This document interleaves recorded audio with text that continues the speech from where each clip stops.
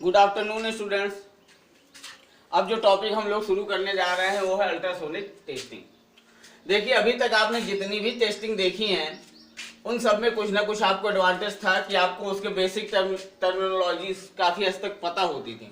चाहे आपने magnetic particle testing देखी या फिर आपने विजुअल टेस्टिंग देखी, तो उसमें होने वाले इक्विपमेंट या इन सब चीज़ों के बारे में आपको काफ़ी हद तक जानकारी थी, उनके टर्मिनोलॉजीज के बारे में जानकारी थी। एडी करंट में देखा तो सारे इलेक्ट्रिक के ही टर्म यूज हो रहे थे, इसलिए बहुत आसान हो जाता है। ठीक है, लेकिन जब अल्ट्रासोनिक टेस्टिंग की बात करते हैं तो इसमें क्या होता है, इसमें जो टर्म यूज होते हैं वो टर्म क्या होते हैं, बिल्कुल आप लोगों के लिए थोड़े नए से होते हैं। ठीक है, क्योंकि ये रेगुलर यूज में आने वाले टर्म नहीं होते। ठीक, इसलिए जो टर्मिनोलॉजी इसमें यूज करते हैं सबसे पहले उसी पे बात करते हैं। जो बेसिक टर्म इसमें यूज होते हैं उनके बारे में बात करते हैं। किसके बारे में बात करते हैं? बेसिक टर्म्स के।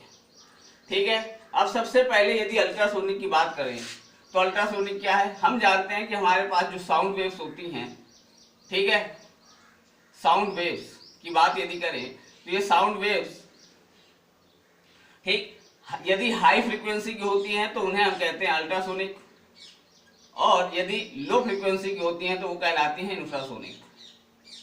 ठीक, ये जो साउंड वेव्स ऑडिबल हिस्सा होता है जो हम लोग सुन सकते हैं वो है 20 से 20,000 हर्ट्ज के बीच में, और यदि मोर देन 20,000 हर्ट्ज है तो वो जो साउंड वेव्स होंगी जिनकी फ्रीक्वेंसी कितनी है, 20,000 हर्ट्ज से ज्यादा होती है तो अल्ट्रासोनिक वेव्स होती है। ये आपको पता होगा। ठीक है, और यदि 20 हर्ट्ज से कम होती हैं तो आपको पता है कि वो इंफ्रासोनिक वेव्स होती हैं। ये तो बेसिक। तो अल्ट्रासोनिक टेस्टिंग में हम लोग क्या करने वाले हैं, इन्हीं अल्ट्रासोनिक वेव्स का यूज करने वाले हैं टेस्टिंग के लिए।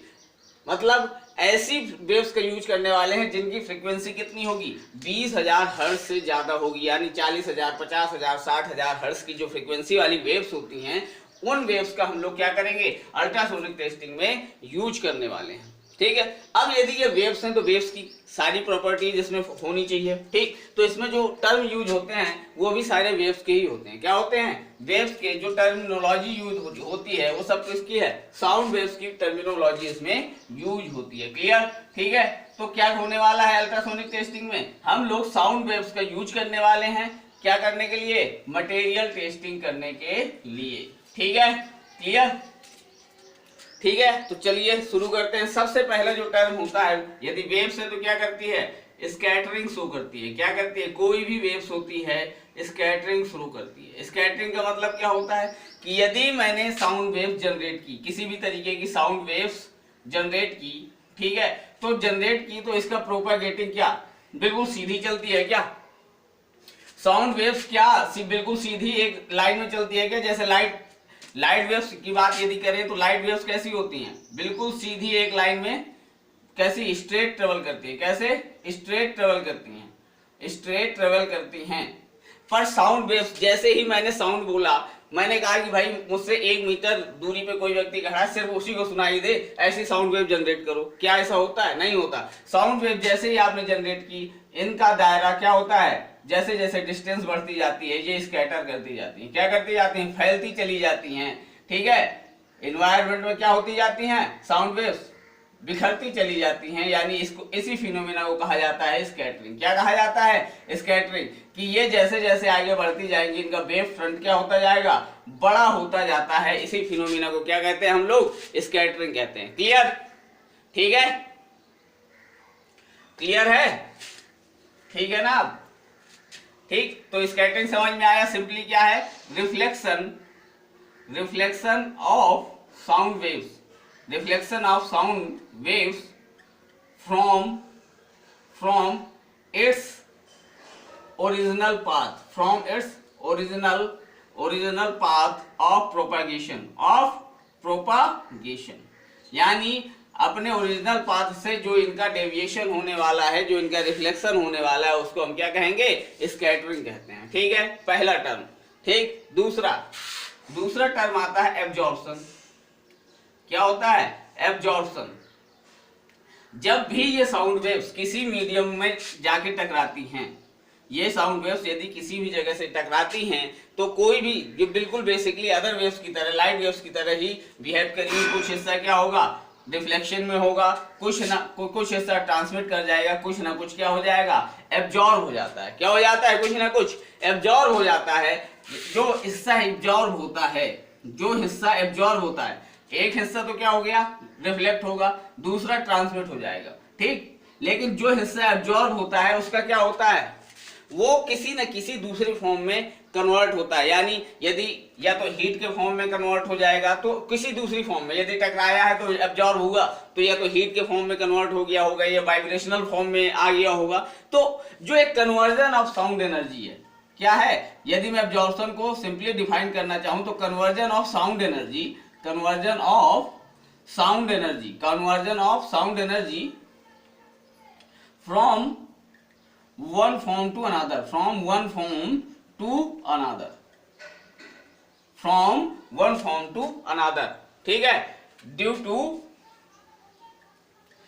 to impact on surfaces, जब कभी किसी दूसरे या impact on अदर मीडियम कह सकते हैं, अदर मीडियम या अदर सरफेस की बात करें, तो जब कभी भी दूसरे सरफेस या मीडियम से ये साउंड वेव जाके टकराती है तो क्या होता है, इसकी एनर्जी क्या हो जाती है, चेंज हो जाती है। जिस फॉर्म उस एनर्जी, साउंड एनर्जी का कुछ ना कुछ पोर्शन क्या होता है, दूसरे फॉर्म में चेंज हो जाता है, उसे हम क्या कह देते हैं, एब्जॉर्ब हो गई। यहाँ पे इतना हिस्सा क्या हो गया, एब्जॉर्ब हो गया एनर्जी का, क्लियर। तो इसे कहते हैं एब्जॉर्प्शन। फिर इसके बाद तीसरा टर्म जो आता है attenuation, attenuation, attenuation of sound waves, attenuation of sound waves, ठीक। अटेन्यूएशन का मतलब क्या होता है, घटना। अटेन्यूएशन मतलब क्या है, घटना। क्या है, घटना मतलब रिड्यूस करना। क्या करना, रिड्यूस करना। तो सिंपली क्या होता है कि जब साउंड वेव चलती है, ठीक, जैसे जैसे प्रोपेगेट करती है, मान लीजिए इसमें शुरू में 100 जूल की एनर्जी थी, ठीक है, फिर ये क्या हुई, जैसे अपने पास से गई तो ये क्या करेगी, स्कैटर होना शुरू कर देगी। एक तो स्कैटर होना, और बीच में यदि कोई मीडियम पार्टिकल्स पड़ रहे हैं तो उनसे क्या कुछ ना कुछ एनर्जी अब्जॉर्ब होती चली जाएगी, ठीक। और जैसे जैसे ये आगे बढ़ती जाएगी तो इसकी एनर्जी क्या हो जाती है, लगातार डिक्रीज होती जाती है, अगली और आगे जाएगी तो 40 फेज के बाद 0 तक भी हो जाती है, खत्म हो जाती है। जैसे मेरी आवाज यदि मैंने बोला तो कुछ समय, कुछ दूरी तक तो सुनाई देती है, कुछ दूरी के बाद ये क्या हो जाती है, खत्म हो जाती है इसकी एनर्जी, यानी पूरी एनर्जी क्या हो जाती है, 0। चाहे आप कितनी भी तेज बोले या कितनी भी तेज साउंड जनरेट करें, कुछ समय, कुछ दूरी जाने के बाद क्या होगी, वो क्या हो जाएगी, उसकी एनर्जी पूरी तरीके से रिड्यूस टू 0 हो जाती है। जो एनर्जी का घटने का क्रम है, इसे हम क्या कहते हैं, अटेन्यूएशन कहते हैं। क्या है, अटेन्यूएशन। इसी को क्या कहते हैं, अटेन्यूएशन कहा जाता है। क्या है, अटेन्यूएशन कहा जाता है एनर्जी का जो फॉर्म है। यानी ये क्या है, combined effect, combined effect of scattering and absorption, combined effect of scattering and absorption, ठीक है। क्या है ये, अटेन्यूएशन को कह सकते हैं कि ये क्या है, simply combined effect of scattering and absorption है। और इससे होता क्या है, इससे क्या होता है, reduction in energy, reduction in, या ग्रेजुअल रिडक्शन कहिए, क्या कहें, ग्रेजुअल रिडक्शन, क्या कहते हैं, gradual reduction in sound energy, sound waves, in sound energy, gradual reduction in sound energy. क्या, gradual reduction in sound energy due to scattering या absorption, due to scattering and absorption, ठीक है। तो attenuation क्या है कि ग्रेजुअल रिडक्शन, जैसे जैसे क्या हो रहा है, धीरे धीरे क्या होती है, लगातार एनर्जी का रिडक्शन होता जाता है। जो अभी हम साउंड जनरेट करते हैं उसमें क्या होता है, कुछ दूरी चलने के बाद जो रिडक्शन होता जाता है, तो ये साउंड एनर्जी में जो रिडक्शन हुआ है स्कैटरिंग और एब्जॉर्प्शन की वजह से, इसी को हम क्या कहते हैं, अटेन्यूएशन कहा जाता है। क्या कहा जाता है, अटेन्यूएशन। इसके घटने का जो फॉर्मूला दिया जाता है उसे दिया जाता है attenuation equal to u e की power minus D alpha, u e की power minus D alpha. Minus क्यों, क्योंकि लगातार घटता है। जहां पे ये अल्फा क्या है, अटेन्यूएशन कोएफिशिएंट है, अटेन्यूएशन कोएफिशिएंट है, अटेन्यूएशन कोएफिशिएंट है, क्लियर। और ये क्या है, एम्पलीट्यूड है किसी भी वेव्स का, क्या, एम्पलीट्यूड, जो मैक्सिमम उसकी एम्पलीट्यूड यानी आयाम, यानी मान लीजिए यदि ट्रांसवर्स वेव्स है तो ये जो मैक्सिमम होता है उसके जीरो मतलब मेन मिड एक्सिस से जो मैक्सिमम होता है उसे हम क्या कहते हैं, एम्पलीट्यूड कहते हैं। क्या कहते हैं, एम्पलीट्यूड कहते हैं। और यू क्या है, ये अनअटेन्यूएटेड एम्पलीट्यूड कह सकते हैं, या इनिशियल एम्पलीट्यूड भी कह सकते हो। क्या कह सकते हो, यू क्या कह सकते हो, या तो इसे अनअटेन्यूएटेड एम्पलीट्यूड कह दो या फिर क्या कह दो, इनिशियल एम्पलीट्यूड है। क्या है, इनिशियल एम्पलीट्यूड है। ठीक, जो शुरू में है उसके पास फिर क्या होगा, वो धीरे धीरे घटता हुआ चला जाए, तो किसी समय के बाद इस अटेन्यूएशन कोएफिशिएंट के हिसाब से कुछ समय बाद वो धीरे धीरे क्या होता जाएगा, ये एम्पलीट्यूड घटते घटते जीरो पे पहुंच जाता है। क्लियर, इसी को कहते हैं हम attenuation of sound waves. Clear, तो सबसे पहले स्कैटरिंग डिस्कस कर ली। ठीक, कि साउंड वेव्स कभी भी सीधी रेखा पे नहीं चलेंगी, ये कैसी होती हैं, फैलती चली जाती हैं।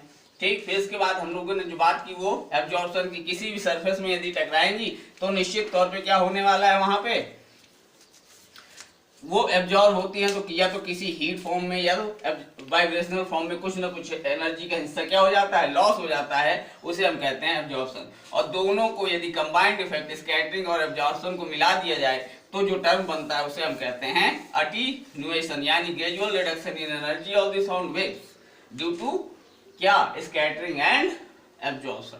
ठीक है, दिया जाता है a बराबर u e की पावर माइनस d अल्फा से, जहां अल्फा अटेन्यूएशन क्या है, कोएफिशिएंट है, और a क्या है, एक एम्पलीट्यूड है जो किसी भी समय पे निकाला जा सकता है, और u क्या है, इनिशियल एम्पलीट्यूड है जो किसी भी साउंड को जनरेट होने पे शुरू में था। क्लियर, फिर इसके बाद एक टर्म एकॉस्टिक इम्पीडेंस, एकॉस्टिक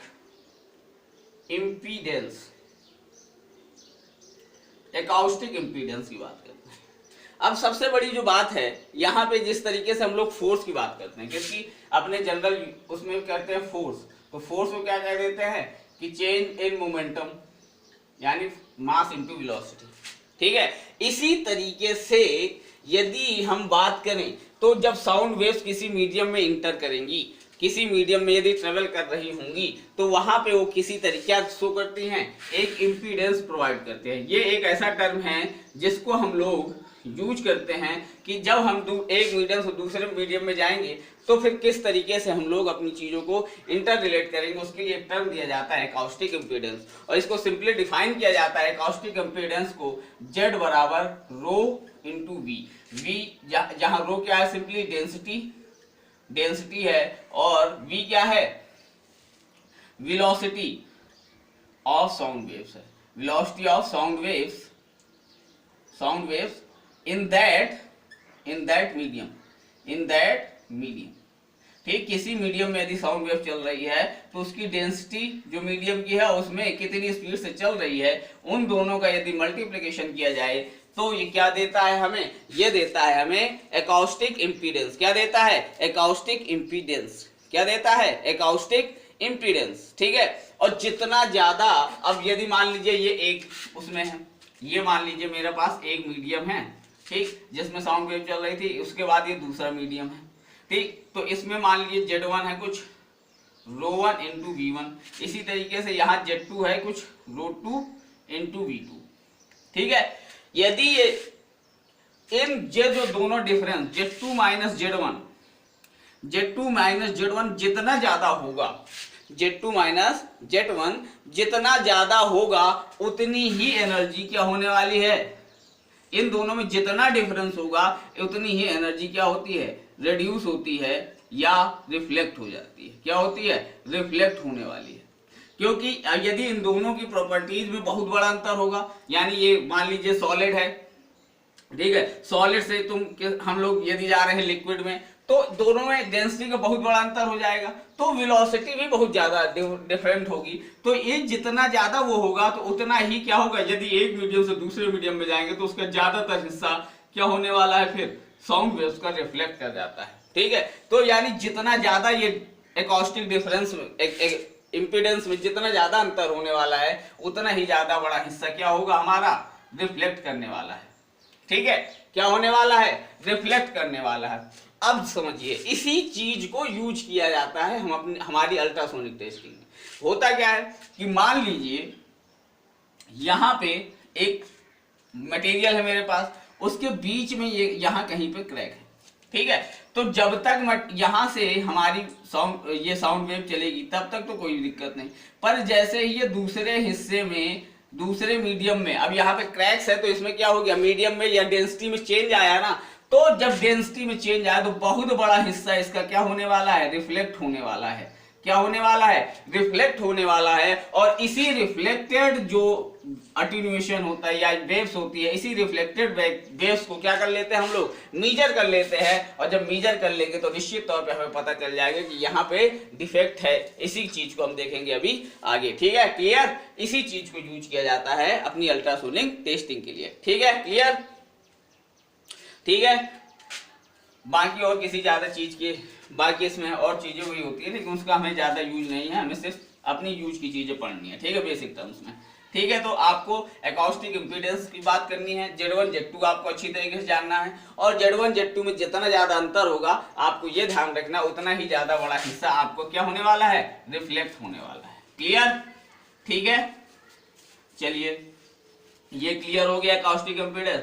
फिर जो नेक्स्ट टर्म आता है, बिल्कुल नए टर्म है ना ये आप लोगों के लिए, अभी तक जितने बेसिक टर्म आते थे क्या होते थे, इलेक्ट्रिक के थे तो आपको अधिकतर पता होते थे, लेकिन यहाँ पे क्या है, जो टर्म यूज होने वाले हैं वो क्या है, बिल्कुल नए होते हैं, ठीक है। फिर इसके बाद आप किसमें मीजर करते हो, तो डेसिबल क्या है, डेसिबल क्या है, यूनिट क्या है, unit of measurement of sound intensity, measurement of sound intensity. Sound intensity को किसमें मीजर करते हैं, डेसिबल में मीजर करते हैं, क्लियर, ठीक है। फिर इसके बाद बात करें तो क्या, रिफ्रैक्शन, यदि रिफ्लेक्शन हो रहा है, एब्जॉर्प्शन हो रहा है तो रिफ्रैक्शन, रिफ्रैक्शन क्या है, वही चीज क्या, ट्रांसमिशन। जब एक मीडियम से हम लोग दूसरे मीडियम में जाएंगे, ठीक है, जब एक मीडियम से हम लोग दूसरे मीडियम में जाएंगे तो निश्चित तौर पे क्या होने वाला है, रिफ्लेक्शन, रिफ्लेक्शन हुआ था तो रिफ्लेक्शन यदि होता है तो रिफ्रैक्शन भी होता है। और इसमें बिल्कुल स्नेल लॉ वाला कंसेप्ट लगाइए, ये क्या है, वेव ही तो है, तो यदि ये एंगल आई है तो ये एंगल भी आई होता है, ये तो हमारा रिफ्लेक्स क्या है, ये क्या है, रिफ्लेक्शन है, ठीक है, रिफ्लेक्शन है। और यदि रिफ्रैक्शन जानना है तो क्या होता है, जो ये परपेंडिकुलर ड्रॉ है उससे यदि या तो डेंसिटी के हिसाब से ये तो ये पास आती है, या फिर क्या होती है, इस अपने ओरिजिनल पास से दूर जाने की कोशिश करती है। दो चीजें होती है ना, या तो ये वेव जो इंटर की है यदि दूसरे मीडियम में जाएगी, या तो वो अपने इसके अवलंब की ओर झुकती है या फिर अवलंब से दूर जाती है, डिपेंड करता है उसकी डेंसिटी कम है या ज्यादा है, ठीक है, एक चीज ये। दूसरा, यदि ये एंगल क्या है, ये एंगल हम क्या कहते हैं कि यह हमारा रिफ्रैक्शन एंगल है, तो स्नेल लॉ क्या कहता है कि sine I upon sine R, sine I upon sine R equal to, यहाँ पे इस मीडियम में जो वेलोसिटी होगी और इस मीडियम में जो वेलोसिटी होगी उन्हीं का क्या होता है, रेशियो ले लिया जाता है। और इसी को आप लोग 1μ2 कहा करते थे, या 2μ1, जो भी, शायद 2μ1 या 1μ2, ठीक है, ऐसे ही कुछ आप लोग एक कोएफिशिएंट डिफाइन कर लेते थे, क्लियर, ठीक है। तो रिफ्रैक्शन क्लियर है, स्नेल लॉ क्लियर है, ठीक है। अब एक जो बेसिक सबसे अच्छा टर्म आता है, signal to noise ratio, signal to noise ratio, noise ratio, signal to noise ratio. अब बात करते हैं, यदि मान लीजिए आप किसी टेस्ट स्पेसिमेन को टेस्ट कर रहे हैं, ठीक है, वहां पे क्रैक आ गए, तो क्रैक आएंगे तो या ठीक यहां से कुछ अलग तरीके का साउंड जनरेट हो रहा होगा या साउंड एनर्जी जनरेट होगी, ठीक। और जो बैकग्राउंड है यहाँ पे किसी अलग तरीके की एनर्जी, साउंड एनर्जी जनरेट हो रही होगी। तो जो बैकग्राउंड है, ये जो बैकग्राउंड है, डिफेक्ट तो ठीक है, जो ये बैकग्राउंड है, इस बैकग्राउंड से कितना हम लोगों की ये साउंड जो डिफेक्ट से जनरेट हो रही है, ओरिजिनल जनरेट हो रही है, वो कितनी अच्छी है या कितनी अलग है, उस पर डिपेंड करता है हमारा एसन रेशियो या signal to noise ratio. SN ratio दिया हमेशा अच्छा कितना होना चाहिए, 3:1 होना चाहिए, यानी कि ये जो डिफेक्ट से साउंड एनर्जी जनरेट हो रही है वो कितनी होनी चाहिए, बैकग्राउंड की एनर्जी से 3 गुना ज्यादा एनर्जी होनी चाहिए, यदि हमें क्या करना है, इजीली डिटेक्ट करना है कि क्या है हमारे पास उस जगह पे डिफेक्ट है कि नहीं है, इस चीज को ठीक है, क्लियर? ठीक है, ये सिग्नल टू नॉइस रेशियो कहलाता है। और टर्म देखते हैं।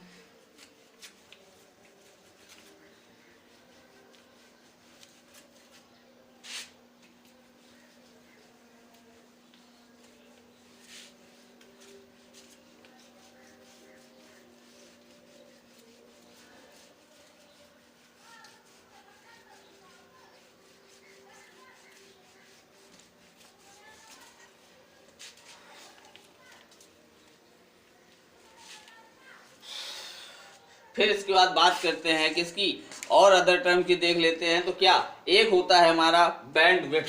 क्या बैंड विड्थ सुना होगा?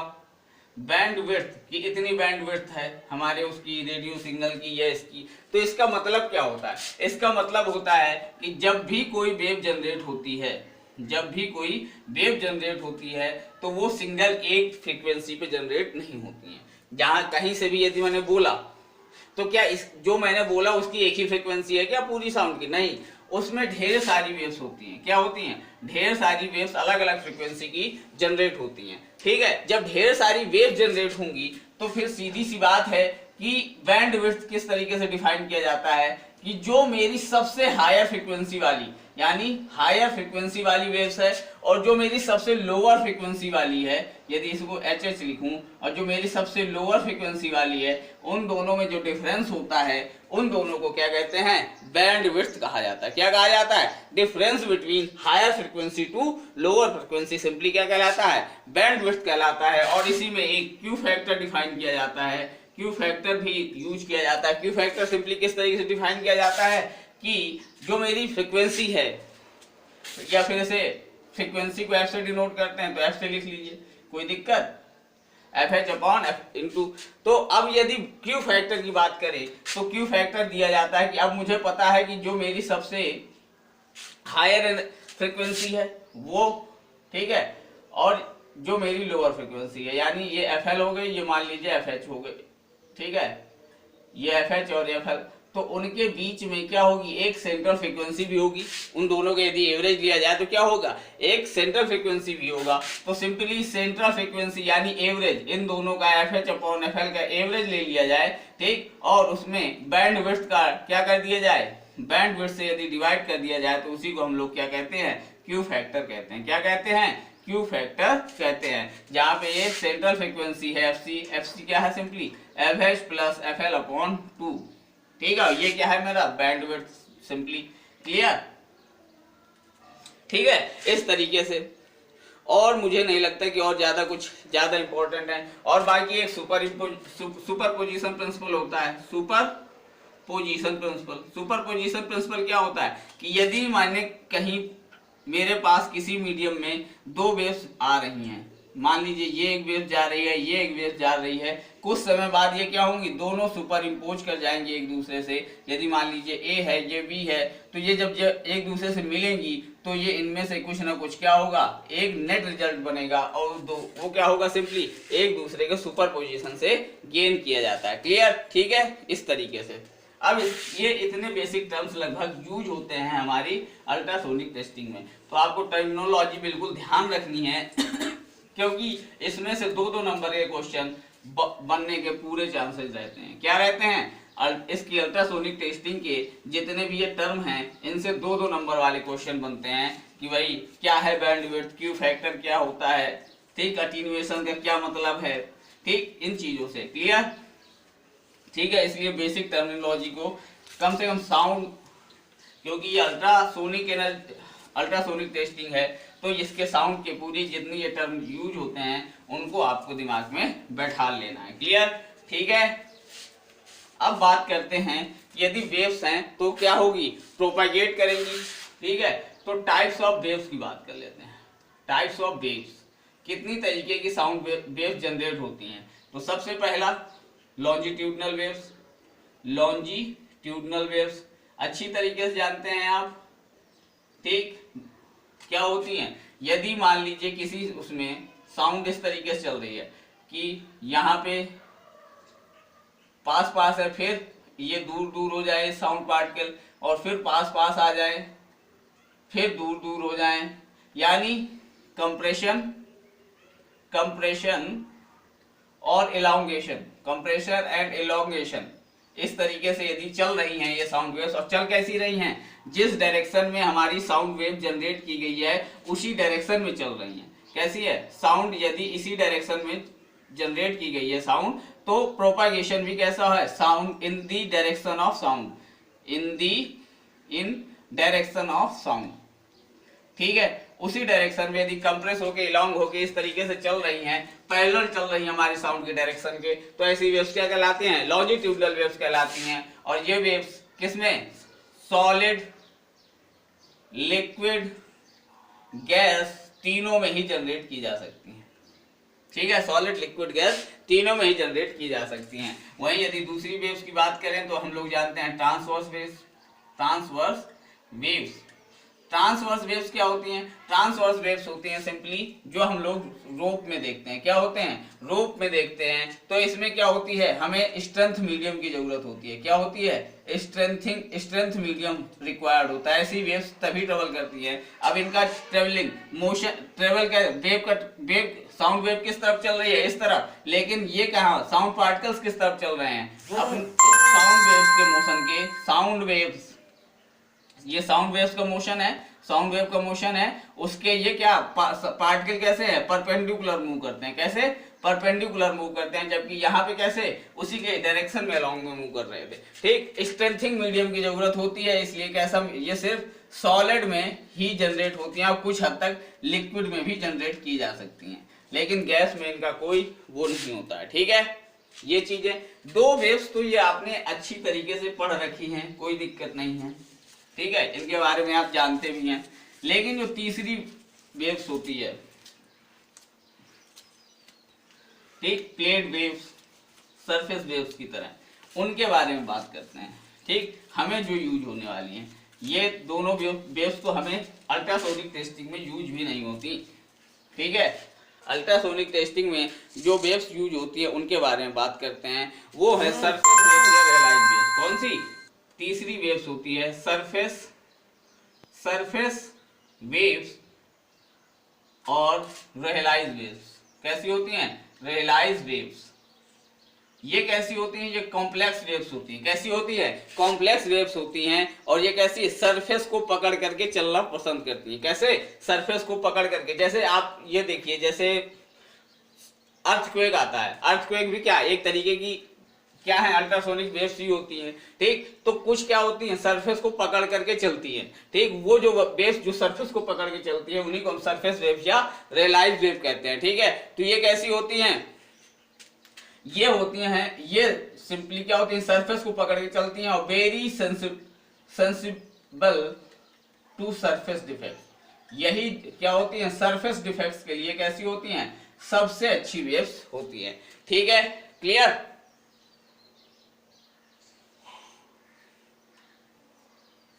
ठीक है, और ये कैसे मूव कैसे करेंगी, तो इसमें दोनों का ही ये कैसी हैं, कॉम्प्लेक्स वेव्स होती हैं। कैसी होती हैं, कॉम्प्लेक्स वेव्स होती हैं, और इसमें दोनों के ही गुण होते हैं, यानी लॉन्जिट्यूडनल और यदि ट्रांसवर्स दोनों को यदि कंबाइंड कर दिया जाए या कर दिया जाए, सुपर इम्पोज कर दिया जाए, तो जो वेव्स जनरेट होती हैं वो रियलाइज वेव्स कहलाती हैं। और ये सरफेस पे को पकड़ के चलती है। कैसी, सरफेस पे चलती है, किसी भी उसके सिंपली जो मटेरियल है उसकी सरफेस पे चलती है। कैसे चलती हैं, सिर्फ सरफेस पे चलती हैं, और सरफेस डिफेक्ट्स के लिए सबसे अच्छी वेव्स होती हैं। ठीक है, अब इसके बाद जो नेक्स्ट वेव्स होती हैं, प्लेट वेव्स। क्या होती हैं, प्लेट वेव्स, या इन्हीं को लैंप वेव्स भी कहा जाता है। लैंप वेव्स भी कहा जाता है। ये भी इसी तरीके की कैसी होती हैं, कॉम्प्लेक्स वेव्स होती हैं। और क्या होती हैं, ये भी सरफेस पे, ये कैसी, सरफेस के पैरेलल चलना, ये मूव करती हैं, move parallel to surface, move parallel to surface, जो हमारी सरफेस है उसके पैरेलल चलती है, पैरेलल टू सरफेस चलती है। यानी यदि मेरे पास ये मटेरियल है, ठीक है, और यदि मैंने इसमें वेव्स जनरेट की हैं, तो ये क्या है, उसी तरीके से जैसे हमारी चलती थी क्या, लॉन्जिट्यूडनल वेव्स, तो उसके कैसे चलती हैं, बिल्कुल पैरेलल चलती हैं, सरफेस में पैरेलली मूव करती हैं, ठीक है। और ये क्या होती हैं, ये वेव्स ज्यादा इफेक्टिव होती है किसके लिए, स्टील प्लेट्स के लिए। स्टील प्लेट्स, रोप्स, वायर्स, इनके इंस्पेक्शन के लिए जरूरी होती है, किसके लिए, इनके इंस्पेक्शन के लिए होती हैं। और सबसे बड़ी बात, इनका जो मूवमेंट है, ये मूवमेंट डिपेंड करता है इलास्टिक प्रॉपर्टी पे, किस पे, elastic property of the material, किस पे, elastic property of the material और डेंसिटी पे डिपेंड करता है कि उस मटेरियल की डेंसिटी कैसी है और उसमें उसकी इलास्टिक प्रॉपर्टी कैसी है, उसी तरीके से ये लैम्प वेव्स जनरेट होती हैं, उसी के डिपेंड करते हुए। क्लियर, ठीक है। तो ये बेसिक टाइप्स ऑफ वेव्स हम लोगों ने देख ली, बेसिक टर्म्स कौन कौन से यूज होते हैं वो हमने देख लिए। तो अब हमारा नेक्स्ट टारगेट क्या होगा, बेसिक प्रिंसिपल का। क्या है, basic principle of ultrasonic testing, किस तरीके से हम लोग अल्ट्रासोनिक टेस्टिंग करेंगे उसके बारे में बात करते हैं, ठीक है।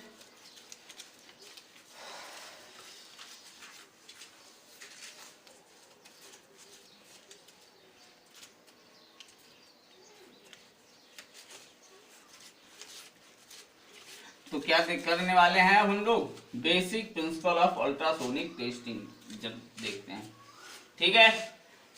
चलिए फिर देखते हैं भाई बेसिक प्रिंसिपल, ठीक है। Basic principle of ultrasonic testing, basic principle of ultrasonic testing कैसे की जाती है अल्ट्रासोनिक टेस्टिंग, उस तरीके से देखते हैं। तो क्या होता है इसमें, सबसे पहला इसमें 3 से 4 इंस्ट्रूमेंट्स होते हैं, ठीक है। कौन कौन से, सबसे पहले होता है एक पल्सर या रिसीवर। क्या होता है, एक पल्सर या रिसीवर होता है मेरे पास। क्या होता है, एक ये होता है पल्सर या इसी को कहा जाता है रिसीवर, ठीक है। ये क्या करता है, इसका काम है high frequency electric pulses generate करना। क्या, हाई फ्रीक्वेंसी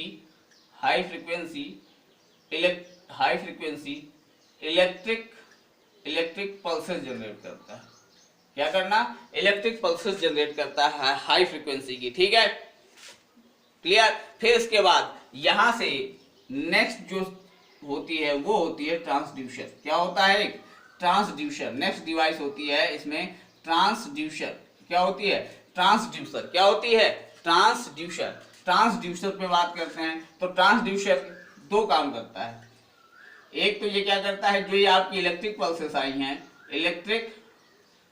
आई हैं, इनको क्या करेगा, मैकेनिकल वाइब्रेशन में कन्वर्ट करता है। क्या करता है, मैकेनिकल वाइब्रेशन में कन्वर्ट करता है, ठीक है, मैकेनिकल वाइब्रेशन में कन्वर्ट करता है। दूसरा, जो ये अब यहां से रिफ्लेक्ट होकर मैकेनिकल वाइब्रेशन आएंगे, फिर दूसरा काम है reflected mechanical waves, reflected mechanical vibration, जो भी यहाँ पे किसी भी टेस्ट स्पेसिमेन से रिफ्लेक्ट होकर मैकेनिकल वाइब्रेशन आएंगे, उनको वापस किस में कन्वर्ट कर देता है, इलेक्ट्रिक पल्सेस में कन्वर्ट करता है। क्या करता है, इलेक्ट्रिक पल्सेस में कन्वर्ट कर देता है, ठीक है। ये 2 काम करता है ट्रांसड्यूसर। एक तो ये इलेक्ट्रिक पल्स आई तो इलेक्ट्रिक पल्स से क्या करेगा, मैकेनिकल वाइब्रेशन जनरेट करेगा। लेकिन जब साउंड वेव्स अंदर जाकर के किसी क्रैक से टकरा के वापस आएंगे तो जो रिफ्लेक्ट होके आ रहा है उसको भी ये क्या करेगा, इलेक्ट्रिक पल्सेस उससे भी जनरेट करेगा। या हमारी फ्रंट कहीं पे इंटर किया तो वहां से भी कुछ ना कुछ पोर्शन रिफ्लेक्ट होगा, या हमारी जो जब बिल्कुल लास्ट में पहुंच जाएगी बैक वॉल पे, वहां से भी कुछ ना कुछ रिफ्लेक्शन होगा।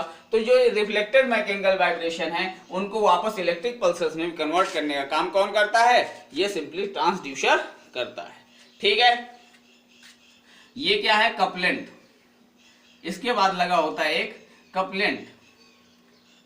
ये सिंपली क्या करता है, ये इन दोनों को जो वर्क, इसके बाद ये नीचे क्या होगा हमारे, वो टेस्ट स्पेसिमेन होगा। क्या होगा, ये टेस्ट स्पेसिमेन। तो ये कपलेंट सिंपली क्या करता है, दोनों जो हमारे ट्रांसड्यूसर है और टेस्ट स्पेसिमेन है, इनके बीच में लिंक प्रोवाइड करने का काम करता है। क्या करता है, सिंपली लिंक प्रोवाइड करने का काम करता है, ठीक है। फिर इसके बाद यदि ये चीज हुई तो वापस क्या होगा, जो जैसे ही ट्रांसड्यूसर में ने जहां से सिग्नल लिया तो एक चीज तो यहां से सिग्नल यहां पे गया, ठीक है, इसको थोड़ा सा बड़ा कर लेना है। ये हिस्सा तो हो गया सिग्नल को जाने वाला। फिर ट्रांसड्यूसर ने जब रिफ्लेक्टेड जो सिग्नल पाए होंगे, ठीक, उनको भी तो भेजना है उसे, ठीक। तो ये ट्रांसड्यूसर ने इलेक्ट्रिक पल्सेस फिर से जनरेट की, तो वो फिर से कहाँ आती हैं, रिसीवर। अब इस समय किसका काम कर रहा है, शुरू में इसने पल्सर का काम किया, पल्स जनरेट करके ट्रांसड्यूसर को दी। अब ये किसका काम कर रहा है, रिसीवर का। जो हमारे ट्रांसड्यूसर ने रिफ्लेक्टेड मैकेनिकल वाइब्रेशन के इलेक्ट्रिक पल्सेस दी हैं, उनको ये लेगा और फिर उनसे क्या वोल्टेज में कन्वर्ट करता है, किसमें, वोल्टेज में कन्वर्ट करता है। और क्या करता है, हमें एक रीडिंग प्रोवाइड कर देता है, किसमें, सिंपली स्क्रीन पे। क्या है, ये मेरा क्या होता है, डिस्प्ले होता है। क्या होता है, डिस्प्ले में फिर क्या होता है कि इस तरीके से पल्स बन जाती हैं। ये सिंपली क्या है, यही बेसिक प्रिंसिपल है, ठीक है। बेसिक प्रिंसिपल क्या है, यदि अल्ट्रासोनिक टेस्टिंग करनी है तो उसके पीछे सबसे पहले एक पल्सर होता है। पल्सर का काम क्या है कि high frequency electric pulses generate करता है। ये पल्सेस किसको भेजी जाती हैं, ट्रांसड्यूसर को भेजी जाती हैं। और ट्रांसड्यूसर क्या करता है, उन पल्सेस को मैकेनिकल वाइब्रेशन में कन्वर्ट कर देता है। किसमें कन्वर्ट कर देता है, मैकेनिकल वाइब्रेशंस में कन्वर्ट करता है। और वो मैकेनिकल वाइब्रेशन कपलर के थ्रू किसमें भेजे जाते हैं, इस मटेरियल में भेजे जाते हैं, ठीक। जब ये मटेरियल में भेजे जाएंगे तो फिर यहां से ये चलता हुआ, मान लीजिए अभी ये यहां पे कोई क्रैक पड़ा, तो क्रैक पड़ेगा तो कुछ ना कुछ हिस्सा यहां से क्या होगा, रिफ्लेक्ट होगा। तो इसको भी ये जो रिफ्लेक्टेड हिस्सा है ये वापस ट्रांसड्यूसर में जाएगा और ये ट्रांसड्यूसर फिर से इसको क्या करेगा, इलेक्ट्रिक पल्सेस जनरेट करेगा, उसको कहां, यहां भेज देगा, किसको, रिसीवर को। अब ये पल्सर जो है रिसीवर का भी काम कर रहा है, तो इसने क्या किया, वापस इस चीज को लिया जो रिफ्लेक्टेड हुआ है, उनको किसमें, फिर से वोल्टेज में कन्वर्ट करके यहाँ पे एक सिग्नल डिस्प्ले कर दिया। फिर इसके बाद इसी तरीके से ये और आगे ट्रेवल करेंगी वेव, तो यहाँ पे एक जब ये बैक पे टकराएंगी तो उस समय जब बैक पे टकराएंगी तो उस समय भी क्या होगा, एक तरीके का रिफ्लेक्शन, कुछ ना कुछ हिस्सा क्या होगा, वापस रिफ्लेक्ट होगा। जो ये रिफ्लेक्शन होगा तो फिर इसको ये पकड़ेगा और फिर एक जनरेट करेगा, एक भी फिर से जनरेट हो जाएगी। इसी तरीके से जब ये फिर से वापस यहाँ पहुंचेंगी वेव्स तो फिर क्या होंगी, रिफ्लेक्शन होगा। इसी तरीके से चलती रहेंगी, जाएंगी रिफ्लेक्ट होंगी, जाएंगी रिफ्लेक्ट होंगी। तो इसी तरीके से यहाँ पे कॉन्टिन्यूअस क्या होता जाएगा, एक कर्व बनता जाता है ये रिफ्लेक्टेड वेव्स का, ठीक है। क्लियर है, ठीक है। रिफ्लेक्टेड वेव्स का क्या बनता जाता है, कर्व बनता जाता है, ठीक है, क्लियर। अब ये इसमें जो बेसिक प्रिंसिपल है अल्ट्रासोनिक टेस्टिंग का, इसमें दो तरीके के क्या होते हैं, दो तरीके से ये काम करता है। तो ये जो ये बेसिक प्रिंसिपल है, इसमें जो ये किया गया है, ये मेथड कहलाता है पल्स इको मेथड। क्या कहलाता है ये मेथड, पल्स इको मेथड कहलाता है। क्या कहलाता है, pulse eco method. Pulse eco method में क्या है, सिंपली एक ट्रांसड्यूसर है, ठीक है, क्या है, एक ही ट्रांसड्यूसर है और ये ट्रांसड्यूसर ही यहाँ से आने वाले सिग्नल्स को क्या करता है, मैकेनिकल वाइब्रेशन और मैकेनिकल वाइब्रेशन को उसमें कन्वर्ट करने का काम करता है। और इसी तरीके से यहाँ पे पल्सर और रिसीवर का काम भी एक ही कंपोनेंट कर रहा है, ठीक। तो ऐसे मेथड को क्या कहते हैं, पल्स इको मेथड कहते हैं। क्या कहते हैं, पल्स इको मेथड भी कहते हैं। अब मान लीजिए यहाँ पे जो ये डिस्टेंस है, ठीक है, ये जो डिस्टेंस है इसको भी मैं मीजर कर सकता हूँ। क्या कर सकता हूँ, मीजर कर सकता हूँ। कैसे मीजर कर सकते हैं हम लोग, कि यदि v वेलोसिटी है, क्या है, यदि ये v वेलोसिटी है, d बराबर क्या हो जाएगा, सिंपली v और t, अरे ये समझो इस तरीके से, चाल बराबर दूरी बटे समय। तो यहाँ से जो दूरी क्या हो जाएगी, चाल इंटू समय से निकाली जा सकती है। बस यहाँ पे क्या है, एक ही तरफ से ये एक ही यदि मीडियम है तो ये जितनी दूरी यहाँ से ये आया और यहाँ से गया, तो ये जो टाइम है ये t ही लगा होगा। और यहाँ पे जो मैं टाइम यूज कर रहा हूँ, मुझे जो सिग्नल यहाँ पे ट्रांसड्यूसर को मिला होगा वो कितना मिला होगा, ट्रांसड्यूसर यहाँ से सिग्नल आया, मान लीजिए t टाइम लगा, और यहाँ से सिग्नल गया, तो यानी ट्रांसड्यूसर को जो टाइम मिला वो कितना लगा होगा, 2 टाइम। इसलिए मुझे क्या करना पड़ेगा, इस डिस्टेंस को आधा कर दूं तो मुझे पता चल जाएगा मेरा क्रैक कितनी दूरी पे है, सरफेस के कितनी दूरी पे ये क्रैक है। क्लियर, समझ में आया ना। इस तरीके से समझिए कि ये सिग्नल मान लीजिए यहाँ से यहाँ तक ये v वेलोसिटी से इधर मूव किया, यदि v वेलोसिटी से इधर मूव किया तो कुछ मान लीजिए टाइम इसे t लगा, ठीक। वेलोसिटी, अब वही वेलोसिटी से अब ये रिफ्लेक्ट होके जाएगा ना, ये अभी तो ये पहले आने में उतना समय लिया, अब ये रिफ्लेक्ट होके जाएगा तो v वेलोसिटी से ही जाएगा और t टाइम फिर से लेगा, और इस रिफ्लेक्टेड सिग्नल को ही तो पकड़ता है ट्रांसड्यूसर।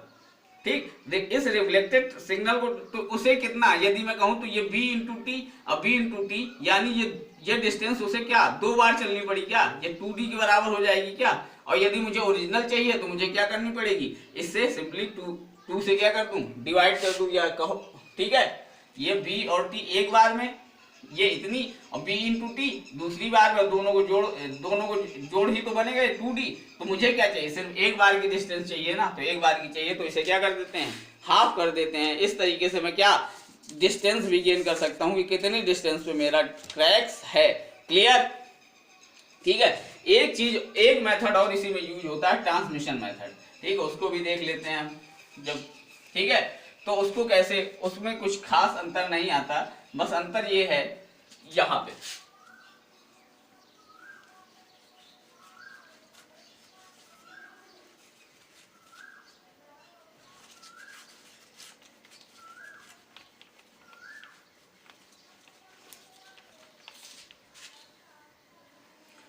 अब यहाँ पे अंतर क्या आता है, यदि ट्रांसमिशन मेथड, किसकी बात कर रहे हैं, ट्रांसमिशन मेथड की बात कर रहे हैं। ठीक है, यदि ट्रांसमिशन मेथड की बात कर रहे हैं तो मेरे पास जो यहाँ से ट्रांसड्यूसर लगा होगा, ठीक है, ट्रांसड्यूसर से एक कपलर लगा होगा, और यहाँ से मेरा ये टेस्ट स्पेसिमेन है, क्या है, ये टेस्ट स्पेसिमेन है। ये बिल्कुल चीज उसी तरीके से सिमिलर रहने वाली है। ठीक, लेकिन यदि दूसरी तरफ दूसरा ट्रांसड्यूसर लगाया जाए, यहाँ एक पहले कपलेंट लगा होगा, फिर यहाँ पे ये दूसरा ट्रांसड्यूसर लगाया गया, क्या किया गया, यहाँ पे ये ट्रांसड्यूसर का काम करेगा और ये क्या करेगा, दूसरा रिसीवर का काम करेगा। ठीक, अब जो ये रिसीवर का काम कर रहा है, ठीक है, ये अब सिर्फ क्या करेगा, पल्सर का काम करेगा। क्या करेगा, सिर्फ ये पल्सर का काम करेगा, और ये रिसीवर से क्या लगा होगा, एक पल्सर लगा होगा, और वो पल्सर कनेक्ट कर दिया जाएगा डिस्प्ले से। ठीक है, इस तरीके से। तो ये जो इस तरीके की जो टेक्निक बनती है, ये क्या कहलाती, ये कौन सा मेथड है, ट्रांसमिशन मेथड है। क्या है, ट्रांसमिशन मेथड, कि यहाँ पे पल्सर और रिसीवर दोनों अलग अलग हैं। ठीक, इसी तरीके से ट्रांसड्यूसर और जो रिसीवर है वो भी अलग अलग है। अब इसमें क्या होगा, देखिए यहाँ पे सिंपली क्या होगा कि यहाँ से पल्सर ने हाई इलेक्ट्रिक पल्सेस जनरेट की, ट्रांसड्यूसर ने उनको मैकेनिकल, सिर्फ इस बार क्या करेगा, एक ही काम होगा, इस इलेक्ट्रिक पल्सेस को ये मैकेनिकल वाइब्रेशन में कन्वर्ट करेगा। ये कपलेंट के थ्रू किसमें, मटेरियल में इंटर करेंगी। ठीक, अब यदि मटेरियल में ये इंटर की हैं, ठीक, और यहाँ पे यदि किसी भी तरीके का रिफ्लेक्शन हुआ तो उसको ये नहीं डिटेक्ट करेगा, उसको डिटेक्ट करेगा ये। कौन डिटेक्ट करेगा, ये डिटेक्ट करेगा।